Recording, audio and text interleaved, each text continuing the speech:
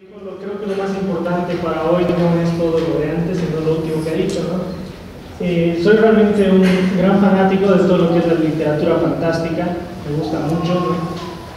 Creo que es un tipo de literatura que se va renovando cada vez, ¿no? Desaparece por un tiempo, nos volvemos un poco amargados y escribimos solo sobre la realidad y vuelve a parecer algo fantástico, ¿no? Y cada cierto tiempo ocurre algo maravilloso en eso, ¿no? Ocurren sagas literarias que llegan hasta ahora y nos remueven el tapete y nos transforman la manera de ver el mundo, ¿no? Creo que esa es la parte más importante de por qué estoy aquí, aparte de que he sido docente de Ana ya y bueno, ahora sigo siendo.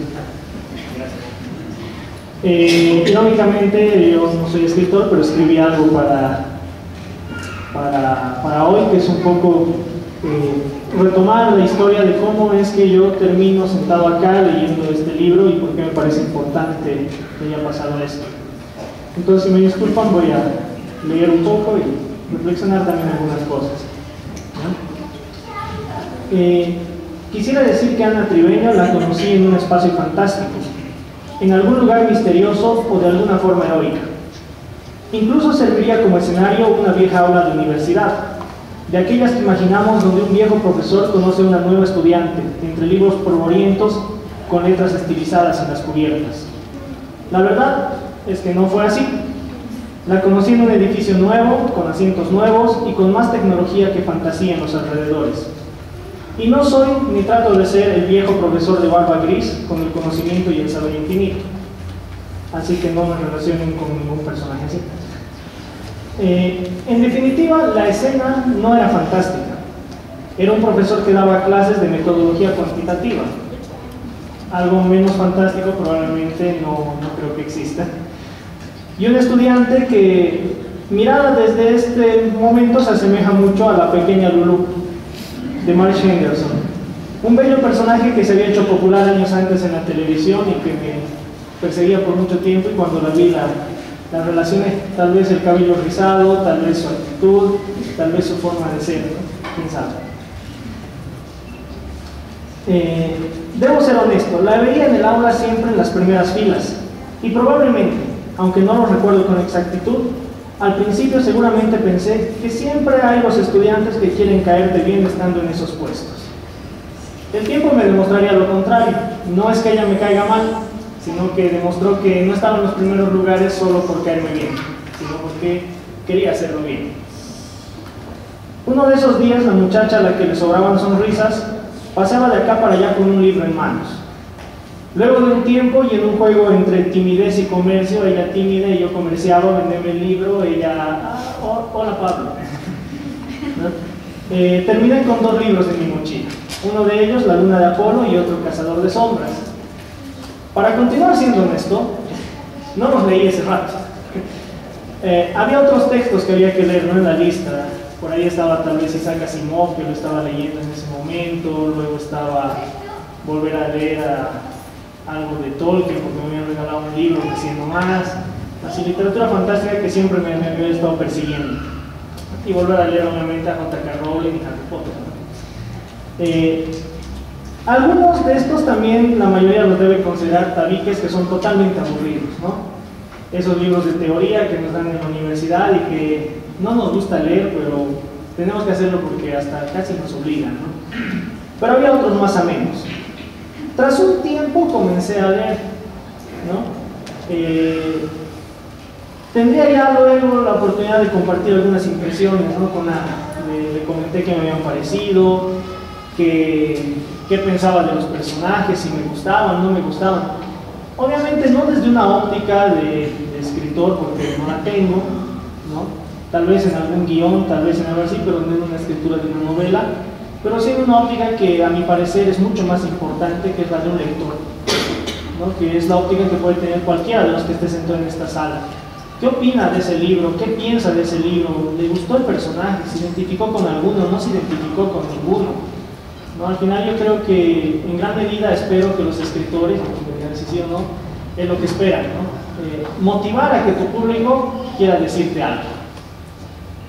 Cualquiera que hace arte, me imagino que siente una motivación porque le digan algo. Entonces, decidí compartir con ella, ¿no?, algunas de las impresiones que había tenido. Un par de meses después, en realidad bastantes meses después, me llegaría una tercera obra, La muerte quiere morir. Un texto más corto, pero que conservaba un planteamiento parecido a los anteriores. No voy a entrar en detalles en temáticas, de qué tratan, todo eso. ¿Por qué? Porque tal vez muchos de los de acá no lo han leído, y Ana, la propia autora, nos dice que esta niña de cabello rizado nos dice que no les contemos nada de la historia. Tú abres cada uno de sus libros y lo primero que te pide es, por favor, no te arruines la historia leyendo el final. Ana, debo ser honesto, no puedo hacer eso. Siempre leo las últimas páginas al principio. Es una costumbre. ¿Ya? Volviendo. La creadora de Apolo, Daniel, Natalia, Miguel y muchos otros personajes tiene un planteamiento interesante. Nos invita a descubrir la fantasía a nuestro alrededor. Las tramas, establecidas geográficamente en lugares próximos, nos invitan a pasear y remirar que una plazuela que ya conocemos, no la vamos a volver a ver igual, un mercado que visitamos, incluso alguna librería donde nos paramos y admiramos los más de 1000 libros que tienen en su vitrina. Uno vuelve a esos lugares y son diferentes desde el momento que leyó cualquiera de estos libros. ¿Por qué? Porque recuerda cosas que en esos libros han pasado. Un poco lo que decía Gaby hace rato, y que creo que es importante. Son libros que te retornan a tu realidad por los escenarios donde trabajan, ¿no? Veo yo mucho en libros de fantasía que inventan escenarios, ¿no?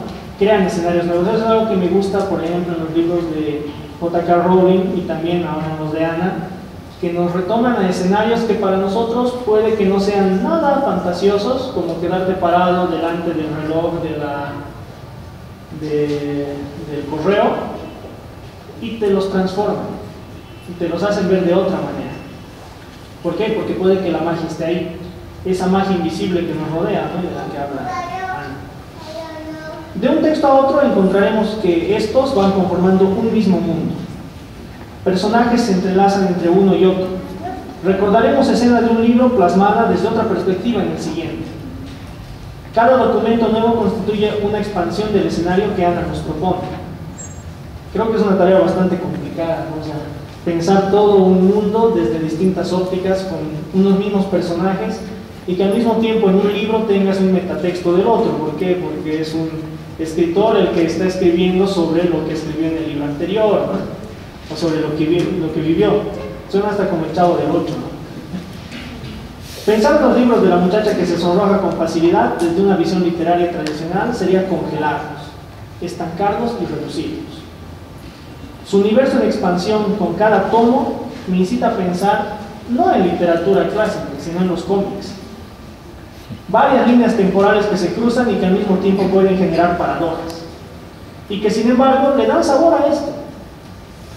Quizá en un libro futuro necesitemos una, y para los que sean lectores de cómics, una crisis en las tierras infinitas, como la que hizo DC Comics para realizar un reordenamiento de su multiverso en expansión. Porque el universo con cada libro de los que he ido leyendo de Ana, este es el cuarto, se va expandiendo. Mientras tanto, todavía hay mucho universo por cortar, y ahí llega Sibel para Benjamín, su obra más arriesgada desde mi óptica hasta el momento. Una apuesta que supera el número de páginas a cualquiera de las dos obras anteriores. Es más, es el doble de cualquiera de las dos obras anteriores y el triple de la muerte quiere morir, ¿no? En ella encontraremos personajes nuevos. Sibel, Benjamín, Amelia, hay varios, no quiero adelantarles mucho. Pero también antiguos visitantes. Quizá el riesgo no va solamente por la cantidad de texto. El riesgo no creo que esté en la cantidad de palabras ni en la cantidad de páginas que está ahí, sino que es en esta obra en la que encontramos la mayor apuesta de la autora por la fantasía. En las otras sí había estado tentando a la fantasía, historias, ¿no?, que de pronto se te hacían entre fantasiosas y hasta supersticiosas en algún caso, más que fantasía, pero en esta ella decía apuntar por la fantasía, la magia, los hechizos, las brujas, los magos, ¿no? Y eso es arriesgado. ¿Por qué? Porque la fantasía, los mitos y la magia son elementos que muchos lectores han abandonado con un desenfado que no tiene igual. Y muy honestamente les digo que ese desenfado es muchas veces justificado, porque te encuentras con propuestas de libros, sagas literarias que lo único que hacen es sobreexplotar eso, ¿no? Desde que se escribió Harry Potter creo que hay un reboom de la fantasía, ¿no? Donde encuentras algunas sagas literarias muy buenas, ¿no? De fantasía, y otras sagas literarias, perdón para los fanáticos, como Crepúsculo, donde no encuentro nada que sea relevante para mí, ¿no? Pero sí, desde el boom con el de Harry Potter creo que hay un redescubrimiento de esto, pero muchos se desempadan y creen que la fantasía es absurda totalmente y no habría que leerla. ¿Por qué? Porque surgen este tipo de fiascos que para mí son fiascos literarios, aunque sean grandes éxitos de calidad, ¿no? Una gárgola, una bruja y un deseo incontrolable por reencontrarse nos marcan la pauta para hacer que las hojas vayan pasando, mientras nos encontramos con hechizos, misterios y muchas preguntas y pocas respuestas. En definitiva, desde mi óptica es una lectura ágil, quizá un poco más lenta al principio, donde sí se te hace pesado al comenzar a adentrarte en este mundo. Casi todos los libros de fantasía tienen ese problema, porque estamos muy acostumbrados a una realidad práctica, a los hechos, lo que nos gusta, y nos cuesta adentrarnos en la fantasía. Pero cuando ya estás dentro del mundo, se hace una lectura ágil, rápida, que te lleva a comer las páginas bastante, ¿no? Hace unos días yo le había preguntado a esta pequeña sonriente si acaso imaginaba toda su historia como una película de anime, y todos me dirían uno, porque sabía que ella disfrutaba mucho del anime, ¿no? Y ella fue tajante en su respuesta y me ha dicho que nunca podía imaginar a sus personajes con esos ojos enormes característicos del audiovisual animado japonés. Sin embargo, yo sí. Lamentablemente para ella, quizás no, pero también quizás alegremente para sus lectores, yo sí me encontré con esas evocaciones. Porque mi mente caviló entre la anciana joven de las casas de múltiples puertas, la mezcla entre tecnología y magia más allá de nuestra comprensión, que ya el gran Hayao Miyazaki nos mostraba en el increíble castillo vagabundo, en la puta el castillo en el cielo, e incluso en muchos casos esa inocencia de los que nos hablaba Gaby en la gárgola me hizo detenerme un segundo, ¿no? Y traer a mi mente a Totoro, ¿no? A ese vecino Totoro que es guardián de niños y que uno quisiera tenerlo como guardián. No sé si es su intención, pero yo sí lo pude evocar de esa manera, y por eso creo que no se puede ver la lectura de Ana desde solamente la literatura tradicional.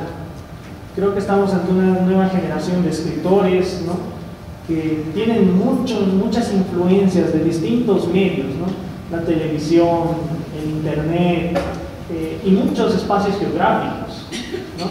La magia que uno va a encontrar en Cibel para Benjamín no está aproximada a la magia que uno podría encontrar, no sé, en el mercado de brujas que hay en La Paz. Está alimentada por otras vertientes, ¿no? Entonces yo creo que es muy complicado tratar de verla desde lo local, aunque sea narrado solamente en escenarios conchaoninos. Verla desde lo local sería para mí un error, ¿no? Creer que es un libro de tradiciones o de magia local, no creo que se lo pueda encajar así. Si el libro me gustó o no, se lo voy a decir a ella. No estoy para guiarlos en que si el texto es bueno, si es malo. No he venido aquí para decirle, sí, cómprelo porque es lo máximo. Cada uno debería hacer eso, ¿no? Cada lector es el responsable de escoger si lo que está leyendo le gusta o no le gusta. Pero les puedo adelantar que tienen que prepararse para un viaje que es diferente. No es muy probable que la mayoría de los que está acá esté acostumbrado a este tipo de viajes, este tipo de historias. No lo creo, tal vez alguno, pero sí tienen que prepararse para un viaje diferente. Y como decía al principio, quisiera decir que Ana Tribeño la conocí en un espacio fantástico. Y creo que así fue. Gracias.